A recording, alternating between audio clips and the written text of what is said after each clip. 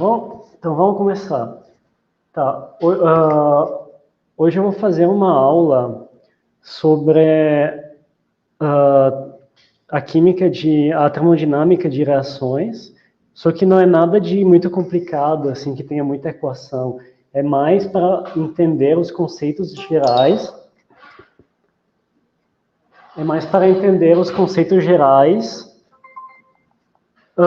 Para vocês conseguirem entender por que algumas reações acontecem e outras reações não acontecem.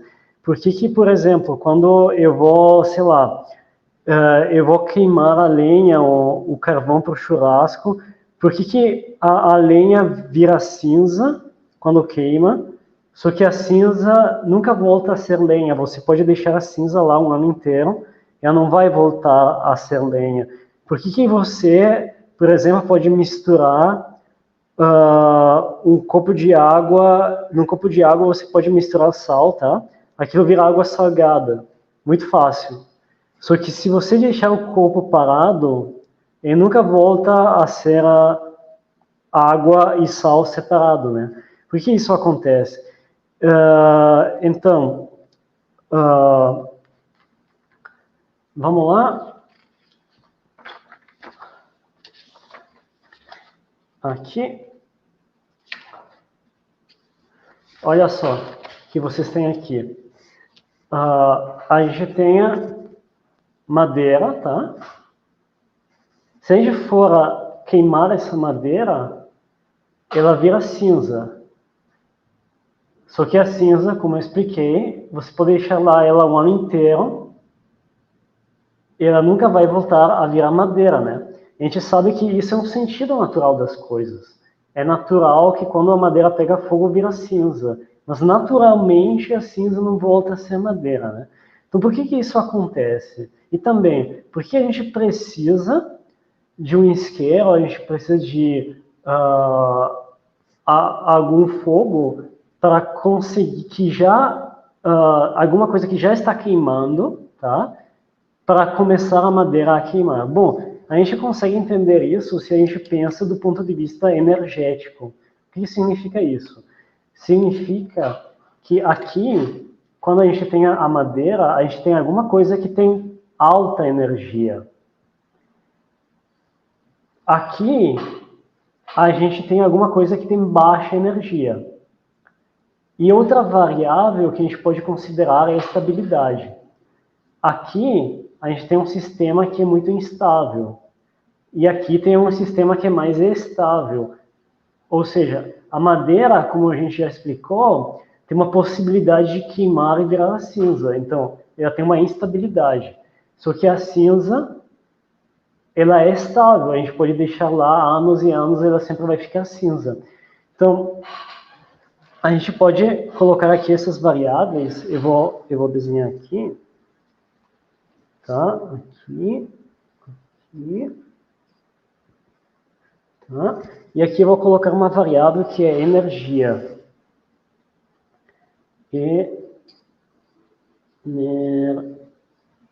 Energia. Tá. Esse aqui é um sistema que tem uma energia maior, ele tem uma instabilidade maior. E esse aqui é alguma coisa que tem uma energia menor e tem uma instabilidade, tem uma estabilidade maior. Então eu vou colocar aqui essa variável que é estabilidade. Peraí, vou desenhar aqui. Peraí, só um segundo. Agora, escrever assim tá complicado. Estabilidade.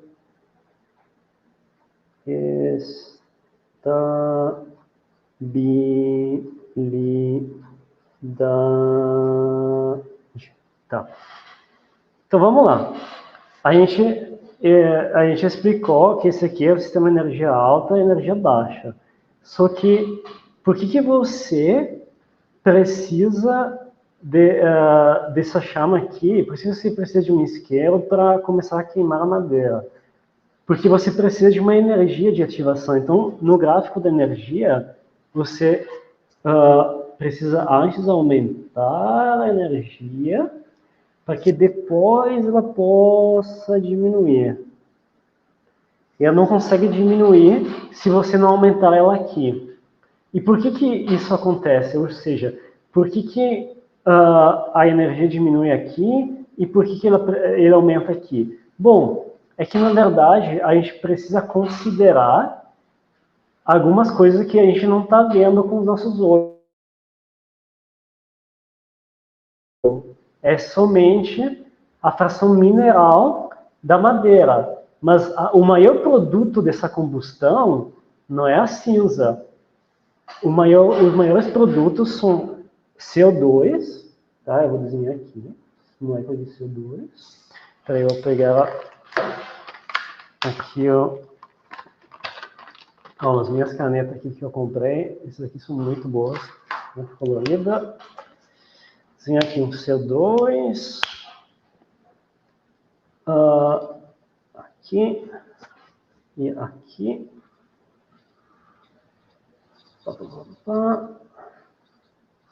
Aqui os dois oxigênio e um carbono.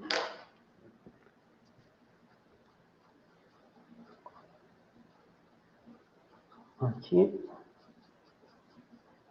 Perfeito. E a gente tem também um H2O, que é água. Tá? Aqui. Aqui oxigênio. E aqui os dois hidrogênio, pequenininho aqui.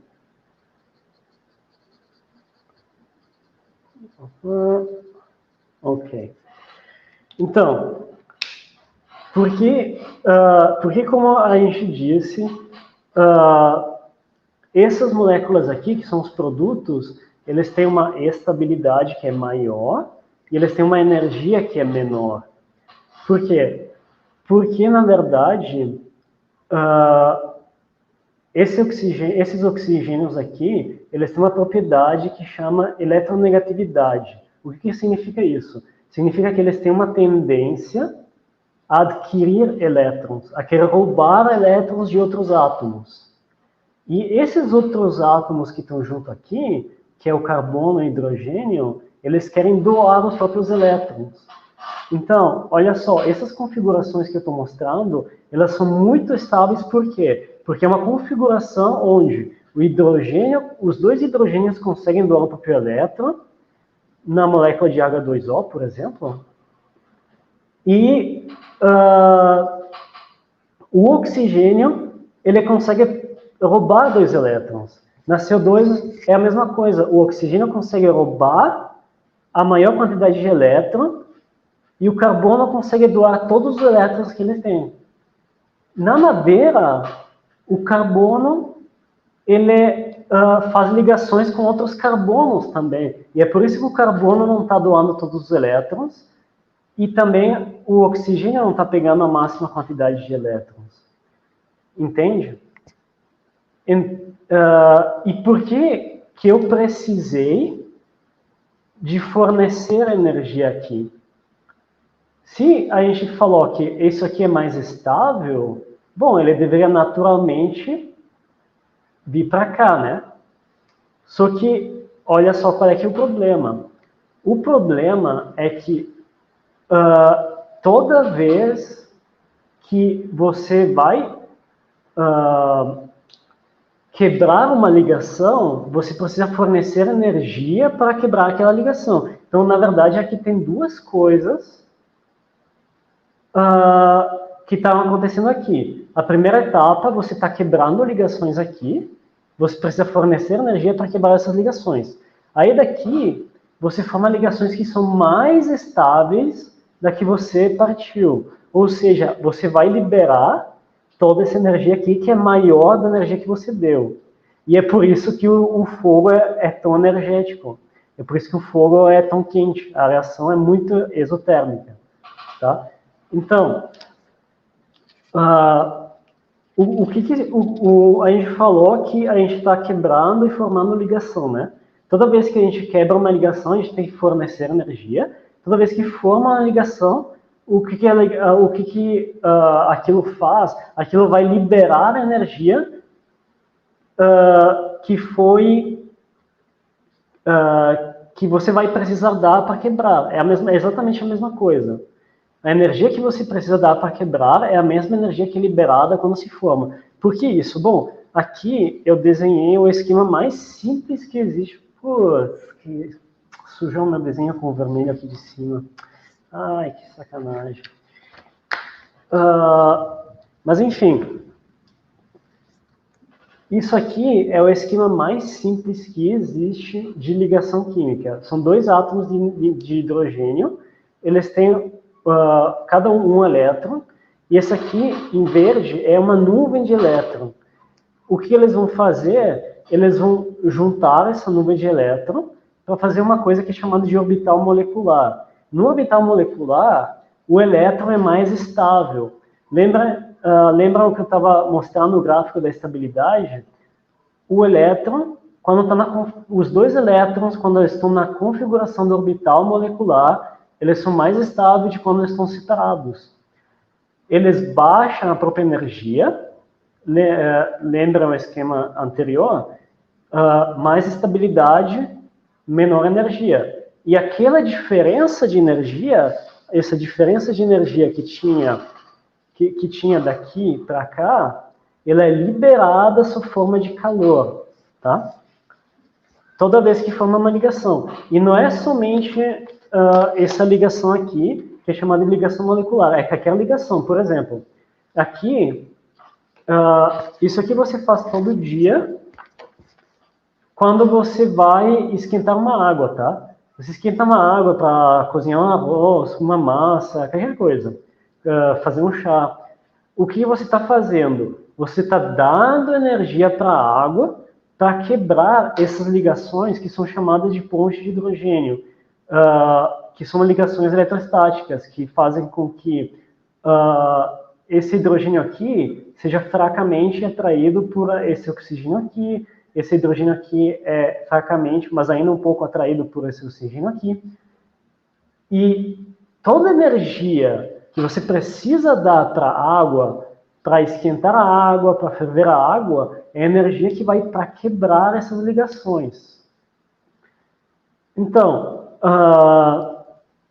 só para botar aqui algumas palavras técnicas que vão servir depois, isso aqui que você está fazendo, quando você esquenta a água, é um processo que é chamado de endotérmico. O que significa isso?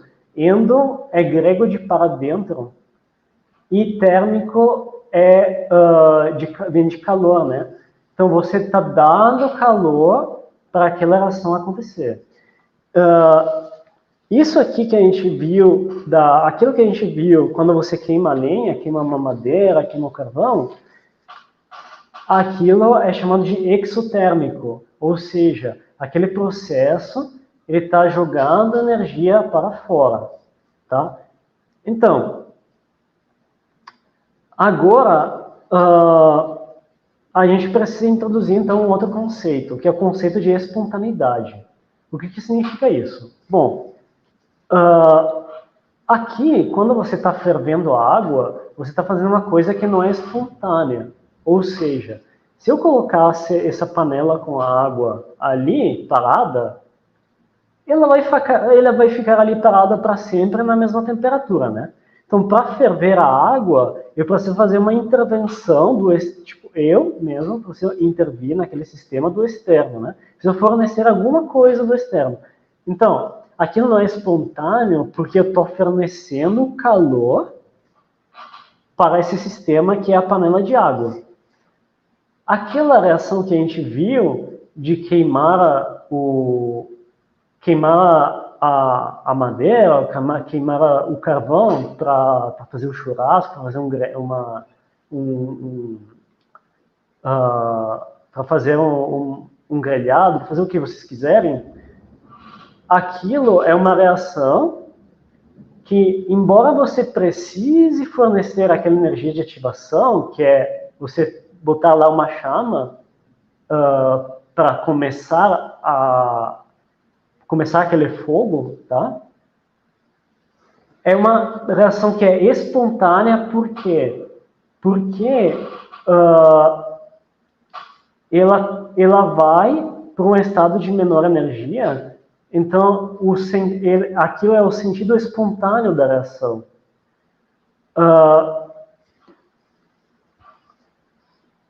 É que, tá, eu entendo que desse jeito talvez não fique muito claro por quê. Porque eu falei que a gente precisou dar uma energia de ativação. E aquela energia de ativação, obviamente, não é espontânea, tá? Mas, por exemplo,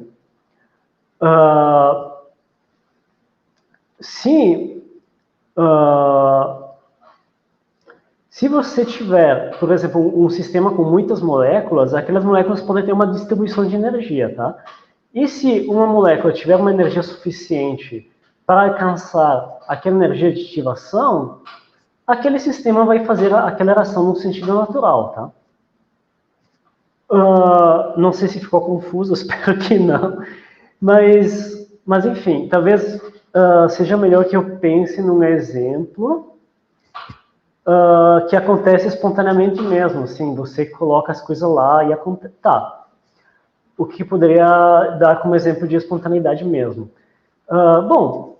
O que eu falei lá no começo da live, de você misturar o sal com a água. Se você misturar o sal com a água, aquilo é espontâneo mesmo. O sal, tipo, você coloca o sal, você não precisa nem mexer, o sal vai se dissolver, né? Mas enfim. Então, a gente falou que isso aqui, de ferver a água, não é espontâneo porque você está fornecendo calor. E eu disse também que é endotérmico. Eu disse que as reações espontâneas, elas tendem a uma menor energia e elas tendem a liberar essa energia. Então vocês vão me perguntar, tá, mas então todas as reações exotérmicas são espontâneas e todas as reações endotérmicas elas são não espontâneas? Bom, a verdade é que é um pouco mais complicado. Por quê? Porque existe um tipo de sal, por exemplo, que chama nitrato de amônia. Eu não sei se você já jogaram futebol. Geralmente quem joga esse tipo de esporte, futebol e tal, acaba se machucando muito. Sempre tem alguém que está se machucando, está caindo e tal.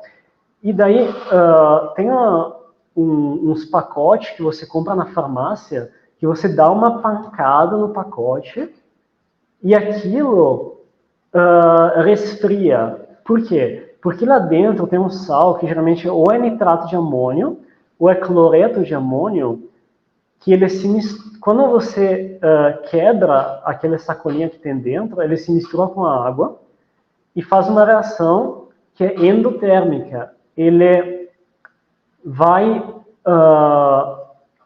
puxar o calor do externo para dentro do sistema. Aqui, ó, aqui é o sal, tá? Que ele está numa ligação iônica. E aqui é a água. O que acontece se você misturar esses dois? Bom, exatamente como era o esquema anterior, você vai ter quebra ligação, forma ligação. Então, você vai ter o sal aqui, que é NH4, NO3, tá? E isso aqui, você vai quebrar essa ligação iônica que tem aqui, e vai ser NH4 mais NO3 menos. Esses são os íons. Para quebrar a ligação, a gente disse que precisa fornecer energia. Então, você vai fornecer energia e chega até aqui. Aí, quando ele vai para a água, ele faz uma nova ligação com a água, que é essa aqui. Opa, é essa aqui. O que acontece? O íon na água, ele é estabilizado pelas moléculas de água. Existe uma coisa que é chamada de solvatação, ou seja, o íon positivo mais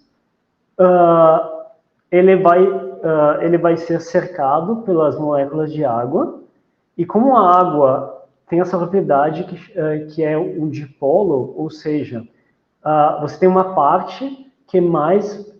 toda molécula de água é neutra, mas você tem uma parte que é mais positiva e uma parte que é mais negativa. Então, a parte mais negativa vai ser atraída pelo íon positivo, e as partes que tem uma carga que é mais positiva, elas vão ser atraídas pelo íon negativo, tá? Isso é chamado... a gente fala que os íons são solvatados. Essa configuração, ela tem uma certa estabilidade eletrostática, tá? Então, quando eu formo essa configuração aqui, eu alcanço uma certa estabilidade. Só que olha só que engraçado, olha só que interessante. Essa estabilidade que eu alcancei aqui, de NH4 mais NO3 menos, mais H2O, tá? Eu alcancei uma menor energia aqui. E esse ponto, esse nível aqui, ele está mais alto do nível onde eu comecei. Então, o que acontece é que eu ganhei energia, e de onde é que foi ganha essa energia? Bom, o sistema pegou a energia da redondeza, e é por isso que ele vai sugar calor, e que aquele pacote que você deu a pancada, ele vai resfriar. Então, olha só, ganhou energia aqui, perdeu aqui, mas a resultante desses dois aqui é que ganhou energia. Então vocês vão me perguntar, tá, mas você falou que todas as moléculas elas tendem a uma estabilidade química, a formar a ligação que tenha a maior estabilidade, menor energia. Então, por que acontece isso?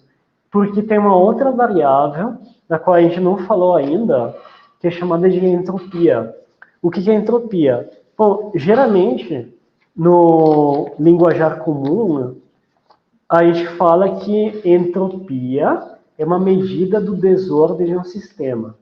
Só que, na verdade, de um ponto de vista técnico mesmo, a entropia ela pode ser definida como uma medida das configurações, dos graus de liberdade nos quais as partículas elas podem dos estados, dos graus de liberdade nos quais as partículas elas podem estar. Então, se a gente tiver, por exemplo, duas caixas, que são essas duas caixas aqui, uma com partículas que são representadas por essas bolinhas vermelhas, e uma com partículas que são representadas por essas bolinhas azuis aqui, essa configuração em que as partículas são separadas é uma configuração que não tem muitos graus de liberdade. Você tem todas as partículas vermelhas de um lado, todas as partículas azuis do outro. Uma vez que você retira essa separação que tem aqui no meio, e você dá uma chacoalhada nessa caixa, o que acontece? Que todas as partículas, elas começam a andar por tudo que é lado. Então, você tem um maior número de configurações em que essas partículas podem estar. Cada partícula vai ter uma velocidade, vai estar num ponto diferente. Então, a diferença que tem entre esse sistema em que você abriu as caixas e chacoalhou, e esse sistema que você começou, que era tudo organizado, ordenado, bonitinho, é que o segundo sistema, ele tem uma configuração que é muito mais provável.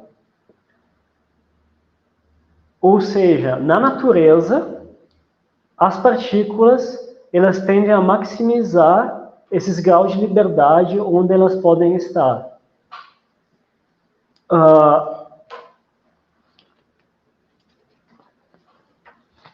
Vou fazer um exemplo aqui, tá?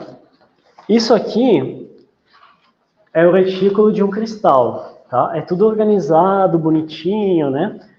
E olha só, todas essas partículas, elas estão todas a distâncias regulares, todas organizadas aqui, aqui, aqui. Então, vocês podem ver que as partículas desse retículo, elas são presas aqui no retículo, elas não têm muitos graus de liberdade de se mover, de andar por aí. Se você... vamos supor que isso aqui seja um cristal de sal, tá?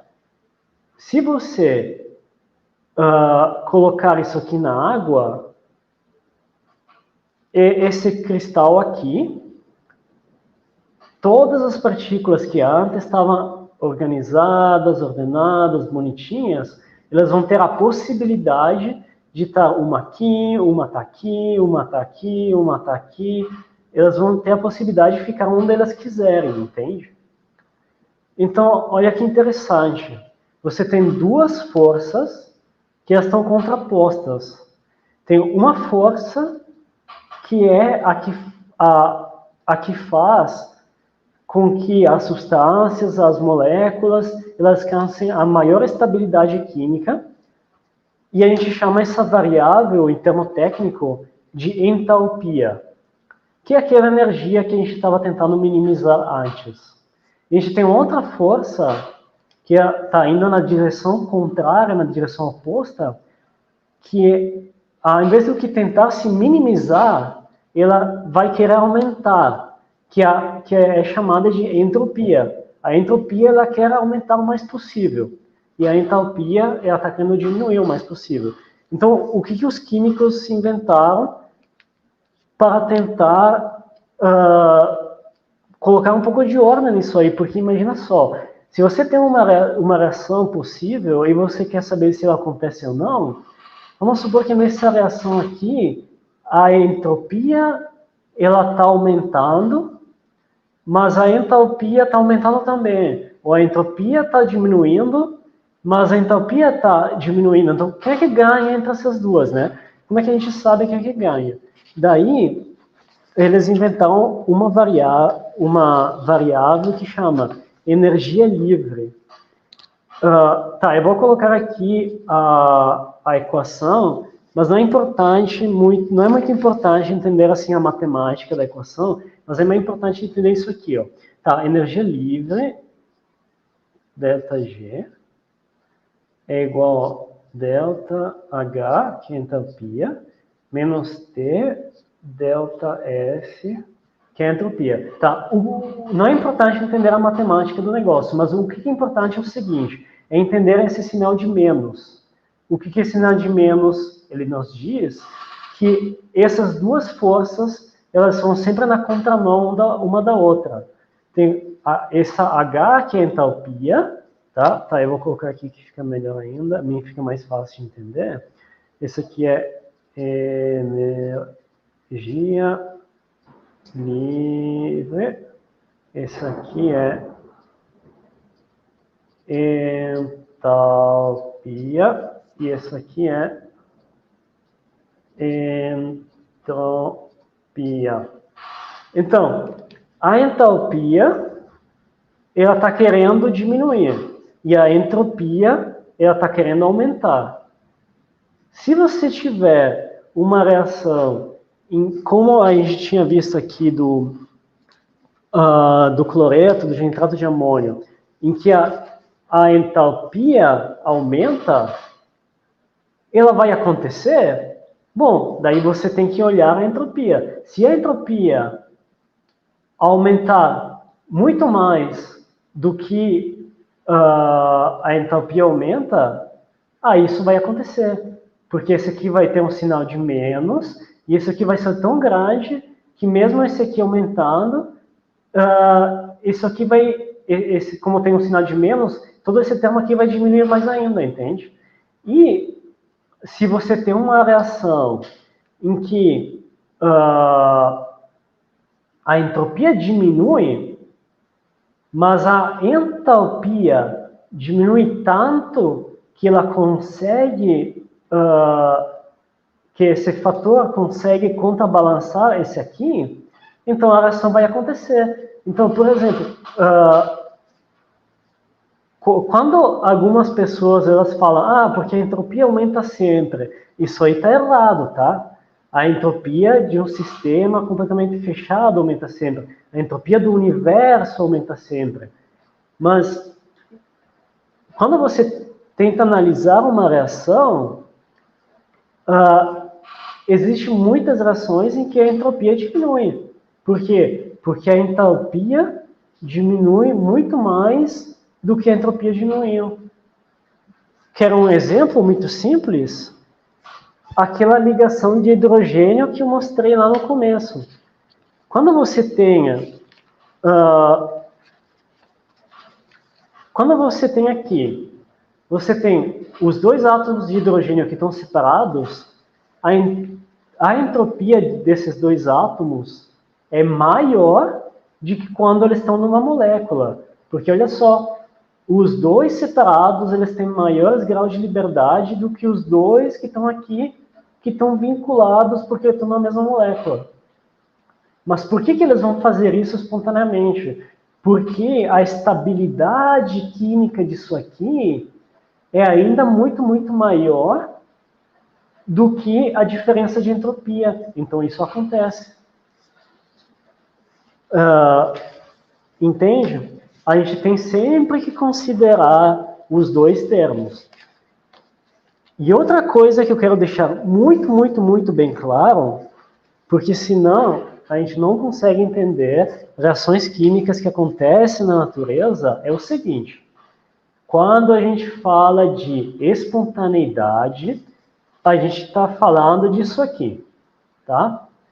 Você está lá no seu laboratório, você vai juntar esse composto aqui, que eu colorei como azul, poderia ser qualquer coisa, tá? Só para ser didático, com esse aqui, que é amarelo aqui, e vai dar, você junta no frasco lá, deixa o frasco parado, não tira calor, não adiciona calor, não coloca energia, só forma de eletricidade, você só joga as coisas no frasco e deixa o frasco parado, tá? Isso aqui é uma reação espontânea. É isso que quer dizer espontaneidade. Espontaneidade não quer dizer que se uma coisa não é espontânea, ela nunca vai acontecer na natureza se não tiver intervenção do ser humano. Por quê? Porque na natureza existe um monte de sistemas abertos. O que é um sistema aberto? Um sistema aberto é um sistema que recebe energia e que pode trocar energia. Ele pode receber e dar energia. Eu vou mostrar aqui um exemplo muito bom de sistema aberto. Esse aqui é o oceano. O que a gente falou quando a gente falou de entropia? Você coloca o sal no copo de água, tá? Você pode deixar lá o copo de água em cima da mesa por 1000 anos. Não vai se separar o sal da água. Por quê? Porque a gente estava falando exatamente disso aqui, ó. A gente estava falando exatamente... Cadê? Agora perdi. Estava aqui. Aqui.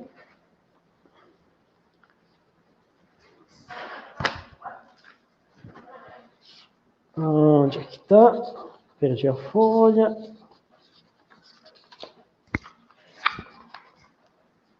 Estava aqui.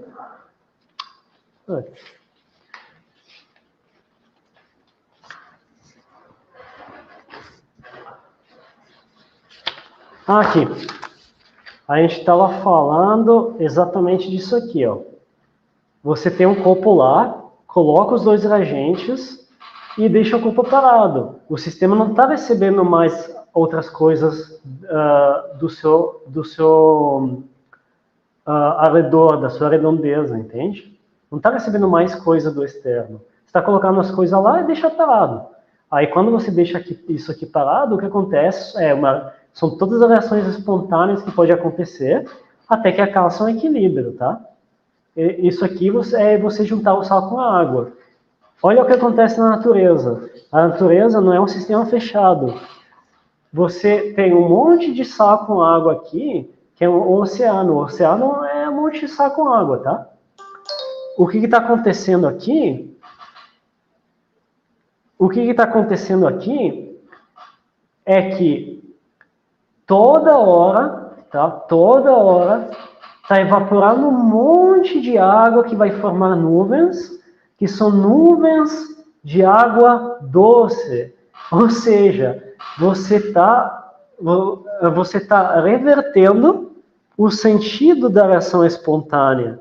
Como é que isso é possível? Porque tem uma fonte de energia externa. E qual é que é essa fonte de energia? É o Sol. O Sol está fornecendo energia para evaporar a água, que vai formar nuvens, essa água vai se condensar e vai chover de novo em cima do oceano. Então, olha que interessante. Você tem aqui a água salgada, e aqui a água salgada se separou para formar água, para dar água doce.